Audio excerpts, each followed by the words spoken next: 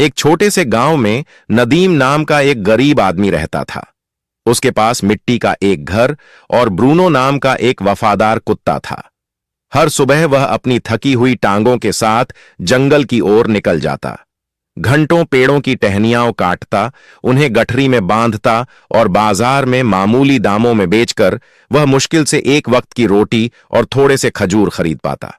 नदीम की पत्नी शाइस्ता खूबसूरत तो थी, पर उसकी जबान तलवार जैसी तेज। वह गरीबी से तंग आ चुकी थी और वह अपने पति को एक नाकारा, बदकिस्मत आदमी समझती थी। वह हर वक्त ताने देती, उसे नीचा दिखाती। एक शाम बहुत तेज बारिश हो रही थी। नदीम भीगा हुआ, थका हारा, हाथों में लकड़ियों का गट्ठर लेकर घर पहुंचा। मगर घर के दरवाजे पर जो मंजर था, उसने उसका दिल चीर दिया। शाइस्ता आंखों में अंगार लिए तमतमाती आवाज में चीखी, निकल जाओ मेरे घर से, मनहूस आदमी, अब मुझे तुम्हारी कोई जरूरत नहीं। नदीम सन्न रह गया। हल्की सी कांपती आवाज में बोला, शाइस्ता, क्या तुम होश में हो? मैं जाऊंगा कहां? मेरा ठिकाना ही क्या है? शाइस्ता चीखी, जहां मन करे जाओ, अपने कुत्ते ब्रूनो के साथ रहो, वह तुमसे ज्यादा काम का है। यह सुनकर नदीम की आंखें नम हो गईं। उसने अपना बोझ, लकड़ियों का नहीं दिल का, उठाया और चुपचाप चल पड़ा। ब्रूनो उसके पीछे चुपचाप चल रहा था, जैसे वह समझ रहा हो कि उसके मालिक का दिल आज बुरी तरह टूट चुका है। गांव के आखिरी छोर पर पहुंचे तो नदीम एक पुराने बेरी के पेड़ के नीचे बैठ गया। उसकी आंखें आसमान की तरफ उठीं। या खुदा, मेरे पास इस वफादार कुत्ते के अलावा कुछ भी नहीं बचा, तू ही मेरा सहारा है। बस वहीं से एक ऐसी कहानी की शुरुआत हुई जिसकी तसव्वुर न कभी शाइस्ता ने किया था, न नदीम ने। रात ढलती गई। नदीम पेड़ के नीचे बैठा रहा और ब्रूनो उसकी गोद में सिर रखकर उसे दिलासा देता रहा। जब अंधेरा और ठंड बढ़ने लगी तो नदीम उठकर जंगल की उस दिशा में चल दिया जहां कोई इंसान नहीं रहता था। चलते चलते उन्हें एक पुरानी खंडहर कुटिया दिखी। नदीम ने भीतर जाकर कुछ सूखी लकड़ियां बिटौरी और आग जलाई ताकि बदन की सर्दी कम हो सके, और फिर मिट्टी के फर्श पर ब्रूनो के साथ लेटते हुए बोला, गरीबी मुझे क्या मिटाएगी ब्रूनो? जब तुम मेरे साथ हो, तुम 1000 आदमियों से ज्यादा सच्चे हो। रात आधी हो चुकी थी। अचानक ब्रूनो गुर्राने लगा। उसकी आंखें कुटिया के एक अंधेरे कोने पर टिकी थीं। नदीम घबरा गया। क्या हुआ ब्रूनो? कोई जंगली जानवर है क्या? ब्रूनो उस मिट्टी की फर्श को अपने पंजों से खोदने लगा। नदीम ने जलती हुई मशाल उठाई और उस कोने में रोशनी डाली। वहां की जमीन ढंसी हुई थी, मानो सालों पहले किसी ने कुछ दबाकर छुपाया हो। दोनों ने मिलकर खोदना शुरू किया। कुछ ही देर में उनके हाथ किसी कड़ी लकड़ी जैसी चीज से टकराए। या अल्लाह! नदीम के होंठ कांपे। ये तो किसी संदूक का ढक्कन लगता है। कुछ और मिट्टी हटाने पर एक पुराना, लोहे की पट्टियों से बंधा हुआ संदूक नजर आया। इतना पुराना कि किनारों पर काई और मिट्टी जम चुकी थी। कांपते हाथों से नदीम ने उसका जंग लगा ताला तोड़ने की कोशिश की। पहले ताला नहीं हिला, पर जब उसने पत्थर से जोरदार वार किया तो ताला टूट गया। नदीम ने संदूक का ढक्कन उठाया और अगले ही पल उसकी आंखें चमक उठीं। संदूक सोने के सिक्कों, कीमती अशर्फियों, भारी हारों और पुराने जमाने के बेशकीमती गहनों से भरा हुआ था। उसके होंठ कांप गए। क्या यह सपना है या खुदा ने मेरी पुकार सुन ली? वह घुटनों के बल बैठ गया, आंखों में आंसू भर आए। उसी रात से किस्मत का रुख बदल गया। नदीम, जो कुछ नहीं था, अब इतना आमिर बन चुका था कि दुनिया उसे सलाम करे। अगली सुबह सूरज की पहली किरणों के साथ ही नदीम जाग उठा। रात भर की बेचैनी अभी भी उसकी आंखों में बाकी थी। उसने उस चमचमाते खजाने को ध्यान से देखा, फिर गहरी सांस लेकर बोला, इस दौलत को जितना छिपा कर रखूं उतना बेहतर है। दुनिया की नजरें नफरत भी लाती हैं और लूट भी।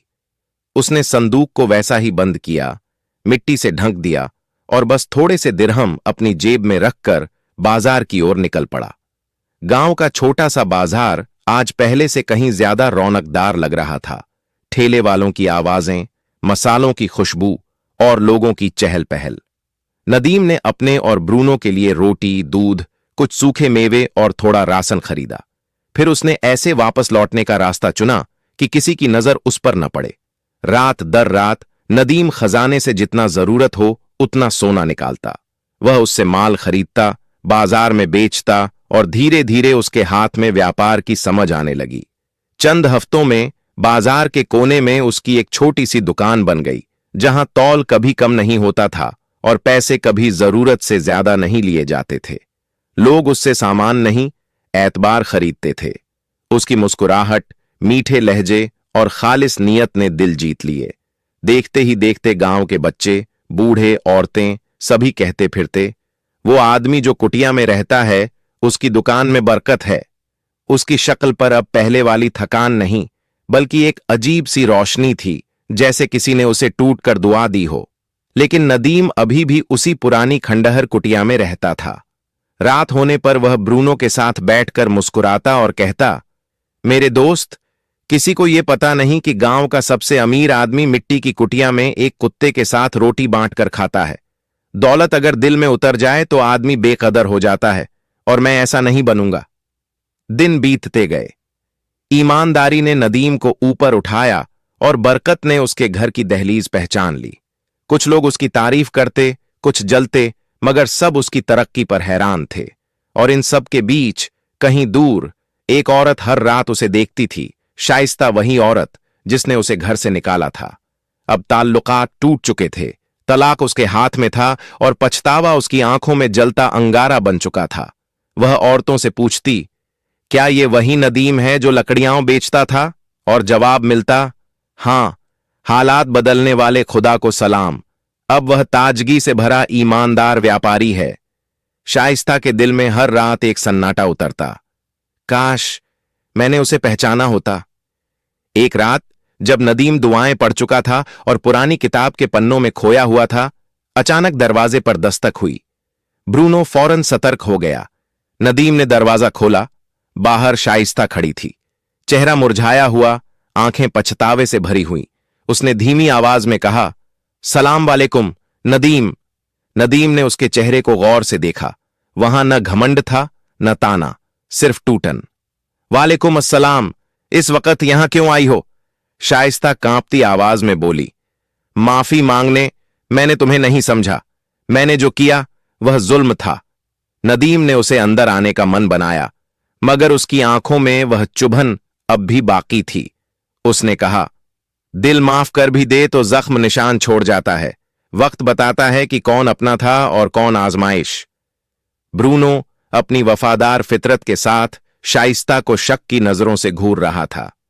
शाइस्ता कुछ देर खड़ी रही, फिर बिना कुछ और कहे लौट गई। अगले दिन नदीम बाहर आया तो हैरान रह गया। शाइस्ता कुटिया के सामने झाड़ू लगा रही थी, सामान सहेज रही थी, जैसे अपने अतीत को साफ कर रही हो। नदीम ने पूछा, मैंने तुमसे कुछ नहीं कहा, तुम ये सब क्यों कर रही हो? उसने सिर उठाया, आंखों में सच्चाई थी, क्योंकि अब समझ आया है, इंसान की कीमत दौलत से नहीं, दिल से होती है। और मैंने तुम्हें तब खो दिया जब तुम मेरे सबसे करीब थे। नदीम उस वक्त गहरी खामोशी में था। शाइस्ता के शब्द उसके कानों में पड़े, मगर दिल में जगह न बना सके। कुछ पल बाद उसने धीरे से कहा, किसी आदमी की कीमत उसके सिक्कों में नहीं होती, उसके किरदार में होती है। अगर तुमने मेरी कीमत उस वक्त समझी होती जब मैं लकड़ियां ढोता था, तो तुम मुझे रात के अंधेरे में घर से धक्का देकर बाहर न निकालती। शाइस्ता की आंखें भर आईं, आवाज कांप गई। मैं अंधी होकर दौलत के पीछे भागी। दुनिया की चमक दमक ने मेरे दिल को सख्त कर दिया। आज मैं अपनी करनी की सजा भुगत रही हूं। क्या मेरे लिए एक और मौका है? नदीम ने उसे देर तक देखा, वह नजर जिसमें दुख था पर कोई शिकायत नहीं। फिर वह बिना एक और लफ्ज कहे कुटिया के अंदर चला गया। दरवाजा धीरे से बंद हो गया। वह अपनी पुरानी चटाई पर बैठा और खुद से पूछा, क्या यह औरत सच में तौबा करने आई है, या फिर उसकी नजर मेरे पास की दौलत पर है? उसे वह रात याद आई जब उसे घर से निकाल दिया गया था, जब उसके पास न कोई ठिकाना था, न कोई इंसान, सिवाय ब्रूनो के। उसी वक्त ब्रूनो अंदर आया, अपने मुंह को नदीम की जांघ पर टिकाया, जैसे कह रहा हो, जो औरत गरीबी में कद्र नहीं की, अब पैसों के लिए कद्र करने आई है। नदीम ने उसके सिर पर हाथ फेरा और बुदबुदाया, मेरे घर में जगह उसी की है जिसने मेरे अंधेरों में मेरा साथ दिया। नदीम शांत आवाज में बोला, हम दोनों के बीच जो रिश्ता था वह अब खत्म हो चुका है। मैंने तुम्हें माफ कर दिया है, लेकिन टूटी हुई चीजें फिर जुड़ तो जाती हैं, मगर वैसी नहीं रहती। शाइस्ता के होंठ कांपे। वह धीमे से बोली, अगर अगर आप चाहें तो मैं एक नौकरानी की तरह यहां रह जाऊं, बस आपकी सेवा करने के लिए। नदीम ने कहा, नहीं शाइस्ता, मैं तुम्हें रोज रोज देख के का दिल दुखाना नहीं चाहता। बेहतर होगा तुम चली जाओ। शाइस्ता रो पड़ी। उसके आंसू सिर्फ पछतावे के नहीं थे, वे उस किस्मत के थे जिसे उसने अपने हाथों से जला दिया था। दिन गुजरते गए। वह कुटिया जहां कभी सिर्फ नदीम और ब्रूनो रहते थे, अब लोगों का अड्डा बन गई। कोई सलाह लेने आता, कोई दुआ मांगता, कोई मुसीबत बांटने। बाजार में लोग कहते, नदीम सिर्फ व्यापारी नहीं, वह तो गांव का सितारा है। और सच भी यही था। ईमानदारी ने उसे वह आसमान दे दिया था जिसे बहुतों ने सिर्फ सपनों में देखा था। एक दिन बाजार में एक आदमी आया, बेहतरीन कपड़े, चमकते जूते और चाल में रुतबा। सलाम, मैं हाजिम मरवान, गवर्नर का डिप्टी हूं।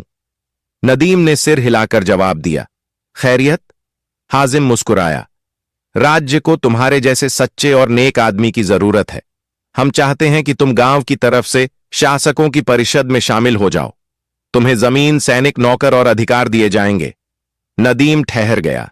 उसके हाथों में कभी सिर्फ कुल्हाड़ी रही थी और आज उसे सत्ता दी जा रही थी। उसने धीमी मगर ठोस आवाज में कहा, मैं वह आदमी हूं जिसने मिट्टी में रातें गुजारी। हुकूमत का बोझ अगर जरा भी टेढ़ा हो जाए तो इंसान जालिम बन जाता है।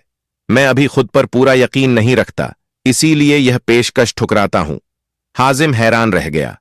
दुनिया दौड़ती है रुतबे के पीछे और तुम उसे ठोकर मार रहे हो? नदीम मुस्कुराया, सत्ता के पीछे भागने वाला अक्सर अपने दिल को पीछे छोड़ देता है। जब तक मेरा दिल मजबूत न हो जाए, मैं किसी इंसान पर हुक्म नहीं चलाऊंगा। हाजिम के जाने के बाद हवा बदल गई। गांव वालों की निगाहें पैनी हो गईं, कानाफूसी होने लगे।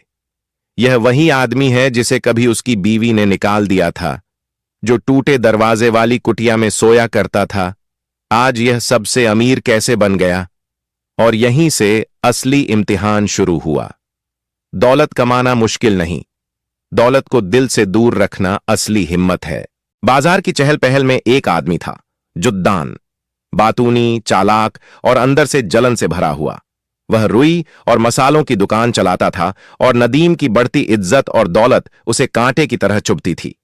एक दिन उसने अपने दोस्तों से कहा, कसम से इस आदमी के अमीर होने में कुछ तो गड़बड़ है। मैंने खुद उसे एक रात गांव के पश्चिमी छोर पर एक पुरानी दीवार के पास खुदाई करते देखा है। लोगों की आंखें सिकुड़ गईं। संदेह की ठंडी हवा बाजार में फैलने लगी। जुद्दान ने आग में और तेल डालते हुए कहा, उसे खजाना मिला है। हां, जमीन के नीचे दफन खजाना। तभी तो वह रातों रात अमीर बन गया। कुछ ही दिनों में यह अफवाह गांव के सबसे खतरनाक आदमी अजीत तक पहुंच गई। चालाक, धोखेबाज, जो पहले डकैत था और अब अपने आप को जासूस व्यापारी बताता था। अजीत ने मन ही मन मुस्कुराया, यह खजाना मैं किसी और को नहीं लेने दूंगा। अगर मुझे अपनी जान भी जोखिम में डालनी पड़ी तो भी यह मेरा होगा। एक शांत काली रात में अजीत चोरी चुपके नदीम की कुटिया के पास पहुंचा। वह झाड़ियों में छिपकर कुटिया के अंदर झांकने लगा। अंदर नदीम चटाई पर बैठा हुआ था, ब्रूनो को मांस खिला रहा था और उससे ऐसे बातें कर रहा था जैसे वह उसका सबसे पुराना दोस्त हो। अजीत ने दांत भींचते हुए कहा, ऐसा आदमी तो दिमाग से कमाता नहीं, नसीब से ही कुछ बड़ा हाथ लगा है। मैं इस खजाने को ढूंढ कर रहूंगा, चाहे अपने नाखूनों से जमीन खोदनी पड़े। अगले दिन अजीत ने अपने आदमियों को व्यापार का बहाना बनाकर नदीम के करीब भेजा। वह लोग सब देखते, सब सुनते, मगर नदीम की सादगी और मुस्कुराहट उन्हें कोई राज नहीं बताती। नदीम उनकी सोच से कहीं ज्यादा समझदार था। संदेह बढ़ा तो अजीत ने नई चाल चली। उसने कासिम नाम के आदमी को नदीम के पास दोस्ती का नाटक करके भेजा। कासिम ने दावा किया कि वह एक बड़ा निवेशक है और नया बाजार बनाना चाहता है। नदीम की शोहरत और ईमानदारी की तारीफें करते हुए उसने कहा, हम सोचते हैं कि तुम भी इस प्रोजेक्ट में हमारे बराबर के हिस्सेदार बनो।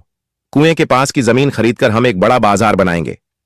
कुटिया के बाहर नीम के पेड़ की छाया में वह बैठा बोल रहा था और सामने ब्रूनो कासिम को शक भरी आंखों से देख रहा था। नदीम ने भौहें उठाईं। तुम्हारा असली साथी कौन है? और मेरे पास आने का असल इरादा क्या है? कासिम ने जल्दी जल्दी कहा, मैं सच्चा हूं और यह साझेदारी सबके सामने लिखी जाएगी। लेकिन नदीम वह आदमी नहीं था जो चमकती बोलती बातों पर यकीन कर ले। उसने शांत लहजे में कहा, अगर तुम सच्चे हो तो छाया में क्यों आए? चलो रोशनी में बैठते हैं, मस्जिद में, लोगों के सामने, गवाहों के साथ, वहीं हम लिखावट करेंगे। कासिम का चेहरा सफेद पड़ गया। वह कांपती आवाज में बोला, क्या तुम मुझ पर भरोसा नहीं करते? नदीम ने हल्की मुस्कान दी, मैं अल्लाह पर भरोसा करता हूं और तुम रोशनी की तरह हो, दूर से अच्छे लगते हो, पास आने पर असलियत पता चलती है। उसने ताली बजाई। ब्रूनो तुरंत आकर उसके बगल में बैठ गया और कासिम को ऐसी नजरों से देखा जैसे वह कह रहा हो, यहां चालें नहीं चलेंगी। फिर नदीम बोला, और सुन लो, तुम जिस खजाने के पीछे भाग रहे हो वह जमीन के नीचे नहीं छिपा, वह सब्र, मेहनत और याद में छिपा है। कासिम पत्थर की तरह ठगा खड़ा रह गया। फिर वह भागकर अजीत के पास पहुंचा और सब कुछ बता दिया। अजीत ने दांत पीसते हुए कहा, अगर खजाना अपने आप नहीं आया तो अब हम उसे जबरदस्ती लेंगे। उसी रात अजीत ने अपने 3 सबसे खूंखार गुंडों को बुलाया। उसने धीमी आवाज में कहा, आज रात सब कुछ खत्म, नदीम का राज, उसका खजाना, सब हमारा होगा। चारों अंधेरी गलियों से गुजरते हुए नदीम की कुटिया की तरफ बढ़े। हर एक के हाथ में या तो मोटी लाठी थी या खंजर। अजीत ने खिड़की की ओर इशारा किया, हम यहीं से अंदर जाएंगे। लालू, दरवाजा बंद कर देना, और सालिम, खिड़की की राह बंद कर देना ताकि वह न भाग सके। जैसे ही वे खिड़की के पास पहुंचे, अचानक ब्रूनो ने ऐसी दहाड़ लगाई कि सब डर गए। वो किसी बिजली की कौंध की तरह लालू पर झपटा और दांत उसकी बांह में गड़ा दिए। लालू की चीख हवा में कांप उठी और उसका खंजर जमीन पर गिरकर चमकता रह गया।